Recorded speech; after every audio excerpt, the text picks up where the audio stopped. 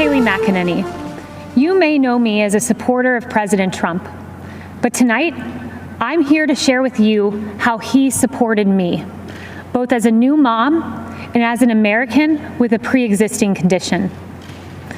When I was 21 years old, I got a call that changed my life.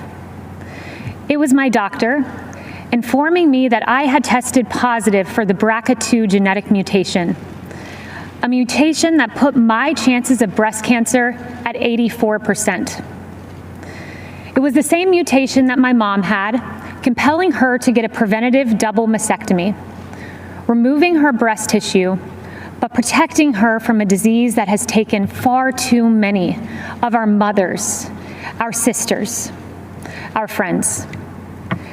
In my family, 8 women alone were diagnosed with breast cancer, several in their young 20s. I now faced the same prospect. For nearly a decade, I was routinely at Moffitt Cancer Center, getting MRIs, ultrasounds, and necessary surveillance. During these visits, I crossed paths with brave women battling cancer and fighting through chemotherapy. They were a testament to American strength. They are American heroes. On May 1st, 2018, I followed in my mother's footsteps, choosing to get a preventative mastectomy. I was scared. The night before, I fought back tears as I prepared to lose a piece of myself forever. But the next day, with my mom, dad, husband, and Jesus Christ by my side, I underwent a mastectomy, almost eliminating my chance of breast cancer, a decision I now celebrate. Breast reconstruction has advanced remarkably. While it is an individual's decision, my doctor and I chose a course of surgery that left me virtually unchanged. But more important than physical results, I developed a strength and a confidence that I carry with me. During one of my most difficult times, I expected to have the support of my family, but I had more support than I knew. As I came out of anesthesia, one of the first calls I received was from Ivanka Trump. As I recovered, my phone rang again.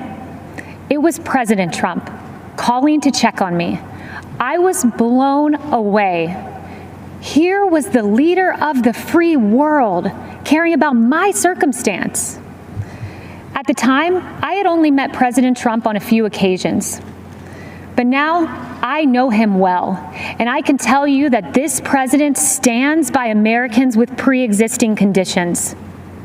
In fact, President Trump called me this morning. I spoke with him several times today, and he told me how proud he was of me for sharing this story. The same way President Trump has supported me, he supports you. I see it every day. I've heard him say the hardest part of his job is writing to loved ones of fallen soldiers.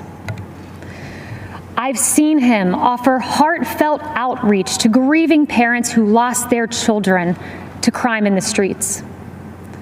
And I've watched him fight for Americans who lost their jobs.